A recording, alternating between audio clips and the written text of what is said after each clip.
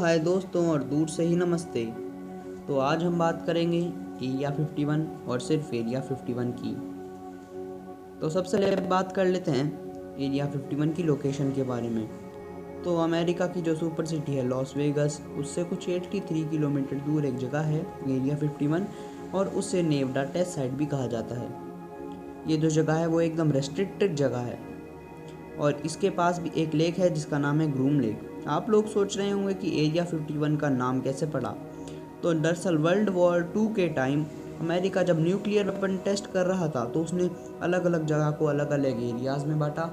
तो ये जो जगह है वो एरिया 51 में आती थी, इसलिए इसका नाम एरिया 51 रखा गया। अब बात कर लेते हैं कि एरिया 51 की हिस्ट्री क्या है। एरिया 51 की कहानी शुरू होती है जब न्यू मैक्सिको में रूजवेल नाम की जगह में एक यूएफओ गिरा था जिसकी डेट थी 2 जुलाई 1947। उसमें कुछ एलियंस भी पाए गए थे। जी हाँ, ये वही साल है जिस साल हमारा भारत आज़ाद भी हुआ था। और ज़रा सोचिए कि उसी समय एरिया 51 में उसके उस समय के आसपास कितने यूएफओ साइटिंग्स हुए होंगे। 1, 2, 200, 2000 नहीं, जी नहीं, 12,000। और इसी वजह से अमेरिका ने इस जगह का नाम 375 हाईवे से एक्स्ट्रा टेरेस्ट्रियल हाईवे रख दिया और यहाँ की सिक्योरिटी बहुत बढ़ा दी गई। और यहाँ के जो सिक्योरिटी गार्ड्स थे उन्हें कहा गया कि कोई भी अगर इस लाइन से आगे आए तो उसे गोली मार दी जाए। ये बात थी बाहर की। अब बात कर लेते हैं थोड़ी अंदर की, पर उससे पहले आप थोड़ी देशभक्ति कर लीजिए। कृपया लोकल को वोकल बनाइए, इस चैनल को सब्सक्राइब कीजिए, लाइक कीजिए और शेयर कीजिए। और अगर मुझसे वीडियो बनाने में कोई गलती हुई हो या आपका कोई सजेशन है तो कमेंट कीजिए। अब बात करते हैं रॉबर्ट लेज़ार की, जो ये दावा करते हैं कि वो एरिया 51 में एक सीनियर साइंटिस्ट थे और वो यह भी कहते हैं कि एरिया 51 में एनर्जी डिपार्टमेंट में काम करते थे। उनने कई एलियंस की फ़ोटोज़ भी दिखाई हैं और उनके कई एयरक्राफ्ट्स की फ़ोटोज़ भी दिखाई हैं।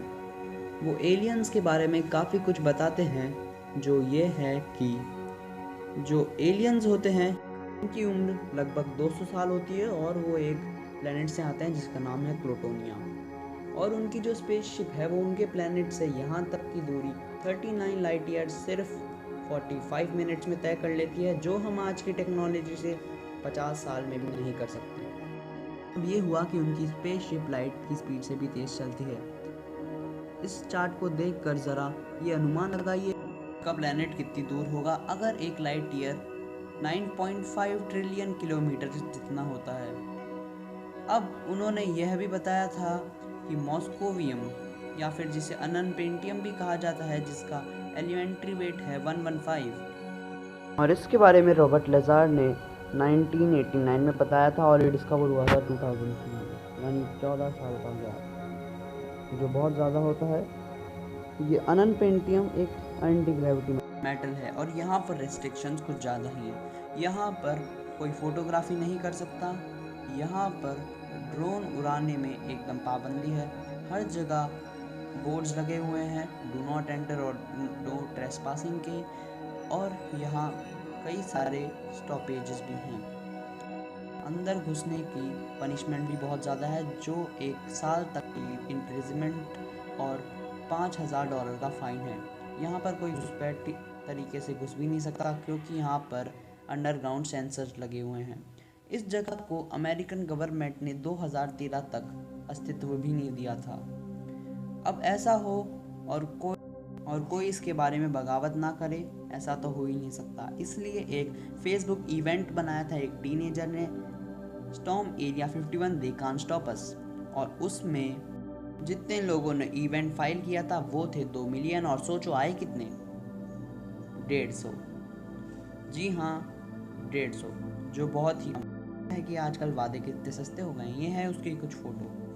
यहाँ पर कई सारे टेक्निकल इक्विपमेंट भी टेस्ट किए गए हैं, जैसे U2 जो 60,000 फीट पर उड़ सकता है। इसे कभी कभार UFO में कंफ्यूज भी किया जाता था। जैसे स्टेल्थ एयरक्राफ्ट जिसे नाइट हॉक भी कहा जाता है, इसी की मदद से अमेरिकन गवर्नमेंट ने पाकिस्तान में जाकर ओसामा बिन लादेन को मारा था। और यहाँ पर टेस्ट हुए और कुछ बने गए हैं बहुत सारे सुपरसोनिक एयरक्राफ्ट्स और अल्ट्रासोनिक जेट्स, और इनमें से ये कुछ ज़्यादा ही अच्छा दिखता है। और यह थी वीडियो एरिया 51 के बारे में। दोस्तों मैं जानता हूँ आपको अच्छा लगी होगी, अगर नहीं लगी हो तो कमेंट कीजिएगा।